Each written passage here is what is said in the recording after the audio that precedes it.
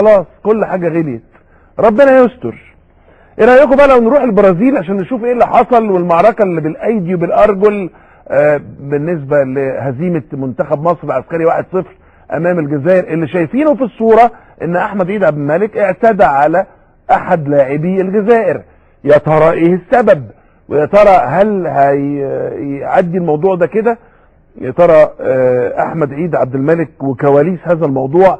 احمد معايا دلوقتي على الهاتف مباشرة من ريو دي جانيرو بالبرازيل. كابتن احمد مساء الخير.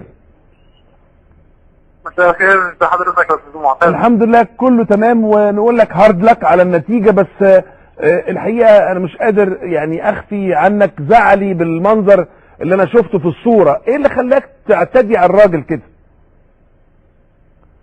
هو طبعا في الاول يمكن طبعا الناس اللي اتفرجت على الماتش كان مذاع على قناه جزائريه، دي اول حاجه يعني. هي الخناقه ما جاتش من الاول خالص يعني، ما جابوش الموقف من الاول. احنا خلصنا الماتش وخرجنا، حتى يمكن الخناقه كانت عند دكه البدلاء بتاعتنا. احنا طلعنا على دكه البدلاء، ويمكن اللي انا ضربته دوت كان اداري في منتخب الجزائر، مش لعيب كمان. لا لا لا لا, لا. الصورة واضحة يا احمد، هو لعيب مش اداري، واضحة الصورة. لا اداري. لو حضرتك كنت تابعت الماتش، اللعيبه كانوا لابسين التيشيرت اخضر كده، ده اخضر مقلم، ده اللبس بتاع الاداريين والجهاز الفني. ده مش لعيب خالص.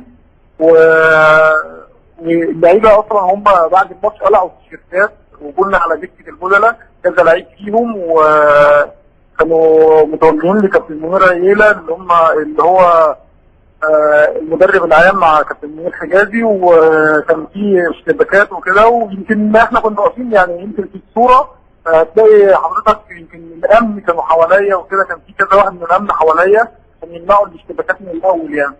فاللي حصل ان اللعيبه جم استفزونا وكده، بعد هم كسبانين يعني. يمكن حصل بين الشوطين لعيب منهم كان عاوز يضرب شيكابالا، اللعيب رقم 8 بتاعه كان عاوز يضرب شيكابالا بين الشوطين، وحصل الخناقه بين الشوطين برضه. طيب بس احمد يا كابتن احمد بعد اذنك، بس حاجتين عايز اقولهم لك. نمره واحد، احنا بنعيد الصوره من واقع الماتيريال او الماده اللي احنا قدرنا نحصل عليها، سواء تلفزيون جزائري او غيره يعني. انما هو كل مره بتتعاد فيها اللقطه بيبان انه لعيب بشورت وفانيلا خضراء، لعيب من العاب الفريقين. فبغض النظر ده اداري، والله العظيم ده اداري. طب فرقت في ايه اذا كان لعيب ولا اداري يا كابتن؟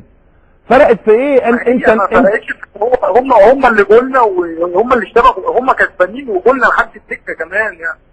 طب بعد الماتش المفروض هم يبعدوا يعني. طيب هو اداري، واللي حصل ان الاداري دوت دب على وشي. واللي حصل بعد كده بقى يا احمد، خلينا نتجاوز حته اداري ولا لا. اللي حصل بعد كده اللي هو جه واستفزنا وكده، لعيب منهم جه قلع، بقول له انت جاي عندنا ليه؟ خلاص انتوا كسبتوا خلاص يعني، امشي من هنا وكده. فجه قلع التيشيرت وكده، والاداري ده جه جري برضه، كان جاي على كابتن منير عييلة. بس الامن دخل وكده، راح هو من بعيد راح كاتب عليا.